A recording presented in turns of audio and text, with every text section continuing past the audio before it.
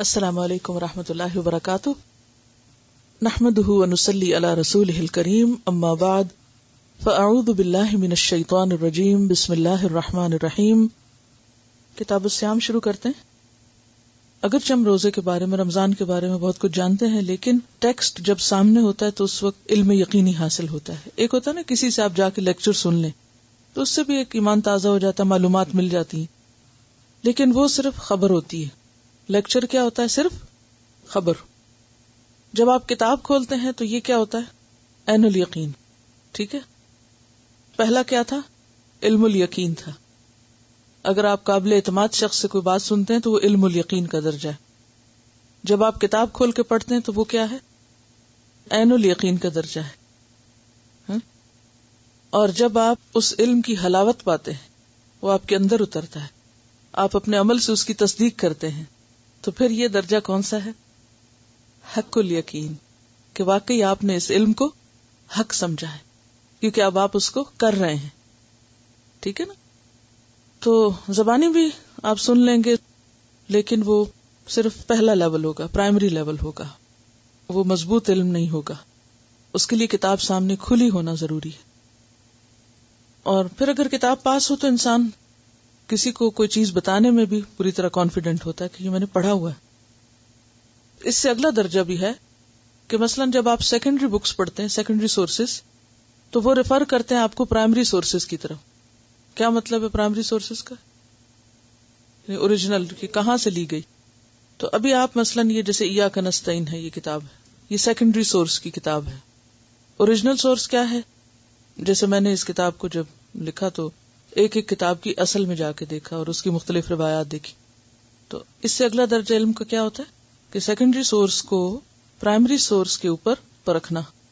مثلا یہ شخص یہ لکھتا ہے کہ یہ حدیث سنن نبی داؤد سے، ٹھیک ہے، سنا ہوا نام سنن نبی داؤد کا، لیکن دیکھا ہوا نہیں اس کو۔ اور اگر کبھی کسی کے گھر میں کسی شیلف میں دیکھ بھی لیا تو کھولنے کی زحمت نہیں کی۔ کوئی اچھا کپڑا یا کراکری ہوتے تو اٹھا کے دیکھتے۔ کتاب بھی کیا دیکھنے کی چیز ہے کہ جسے کھول کے دیکھیں کہ اندر کیا ہے۔ بہرحال اگلا مرحلہ کیا ہے علم کا کہ آپ اسے کھول کے دیکھیں کہ اندر کیا ہے، اور پھر اس کو اس کے ساتھ آپ کمپیئر کریں کہ کہیں اس نے کچھ چھوڑ تو نہیں دیا، کہیں کسی چیز میں کوئی مس پرنٹ تو نہیں ہو گیا، یا کوئی ٹائپنگ مسٹیک تو نہیں ہو گئی۔ یہ مرحلہ کب آتا ہے اور اس کی ضرورت کب پیش آتی ہے؟ جب کہیں شک ہوتا ہے کہ اچھا میں نے یہ دعا کارڈ میں تو یوں پڑھی تھی اور اس کتاب میں یوں لکھی ہوئی ہے۔ کیونکہ اکثر لوگ اس میں جیسے وَإِلَيْكَ النُّشُورُ وَإِلَيْكَ الْمَصِيرُ کا روایت کا فرق ہے، تو بعض کتابوں میں الیک النشور کی جگہ الیک المصیر لکھا ہوتا ہے۔ تو اکثر لوگ مجھے لکھ کے بھیجتے ہیں اور مجھے بتاتے ہیں کہ آپ نے یہ صحیح نہیں لکھا، اس کو ٹھیک کر لیں۔ تو میں ان کو بتاتی ہوں کہ یہ روایات کا اختلاف ہے اور میں نے اس کو ریفرنس کے ساتھ لکھا، آپ اس ریفرنس کو چیک کر لیں۔ تو بات یہ ہے کہ جب ہمیں کہیں کسی کے کہے پر، لکھے پر یا بولے پر شک ہو تو پھر فرض کیا بنتا ہے؟ مزید آگے جا کے دیکھا جائے، گہرائی میں دیکھا جائے، اور اس کا بھی آپ کو ذوق پیدا ہونا چاہیے، لیکن وہ اس درجے کے بعد کا درجہ ہے۔ یہ جو اس وقت آپ کا درجہ ہے، اس درجے پہ آپ یہ نہ کر سکتے ہیں نہ کرنے کے قابل ہیں۔ یہ جب یہ درجہ آپ کا مکمل ہو تو پھر اگلے درجے پہ آپ جا سکتے ہیں۔ ٹھیک ہے نا؟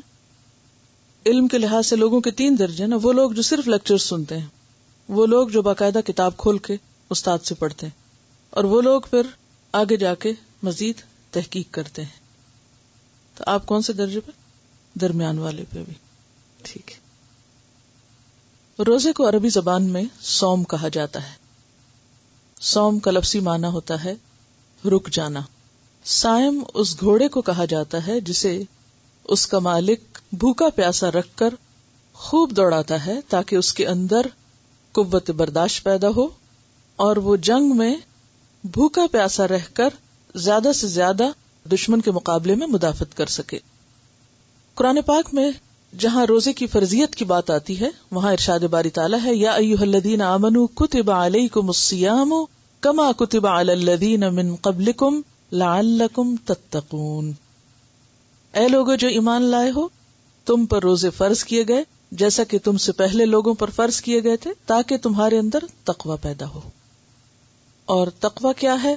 اللہ کے عذاب سے بچنے کے لیے، اللہ کی ناراضگی سے بچنے کے لیے ان کاموں کا اختیار کرنا جو اللہ نے اختیار کرنے کو کہی ہیں، اور ان چیزوں سے رک جانا اور اپنے آپ کو روک لینا جن سے اللہ تعالیٰ کی ناراضگی لازم آتی۔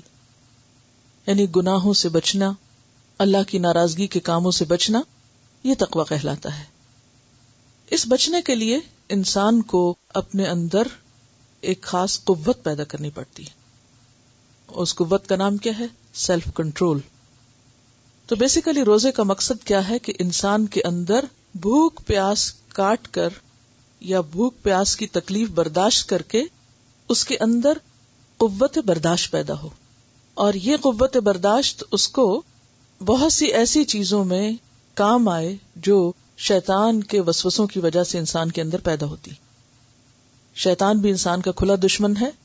شیطان کے مقابلے کے لیے انسان کو طاقتور ہونے کی ضرورت ہے، اور وہ طاقت ایمانی طاقت ہے۔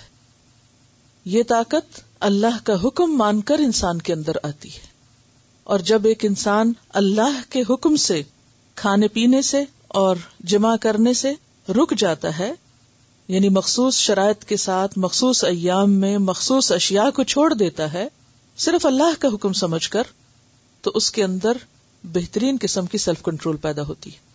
اور روزے کی حالت میں خاص طور پر کھانا پینا، جو کہ انسان کی سب سے بڑی کمزوری اور سب سے بڑی ضرورت بھی ہے، جب انسان اپنی اس سب سے بڑی کمزوری پر قابو پا لیتا ہے تو اس کے اندر بہت بڑی قوت پیدا ہو جاتی ہے۔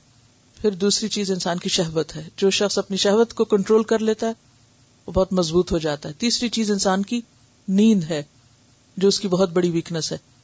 تو یہ تین چیزیں انسان کی زندگی میں، یعنی بھوک، شہوت اور نیند، ان کے غلبے سے عموماً انسان غلط چیزوں کی طرف مائل ہو جاتا ہے اور نفس کی پیروی شروع کر دیتا ہے۔ جو شخص ان تین کمزوریوں پہ قابو پا لے، اس کے لیے بہت سی خیر اور بھلائی کے دروازے کھل جاتے ہیں۔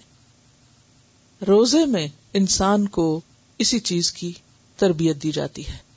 بھوک اور شہوت تو براہ راست، اور نیند جو ہے وہ انڈائریکٹلی کنٹرول ہوتی ہے، کیونکہ سحری میں بھی جلدی اٹھنا پڑتا ہے، اور اس کے بعد تراویح کے لیے اور قیام اللیل کے لیے بھی انسان پھر دیر تک جاگتا ہے۔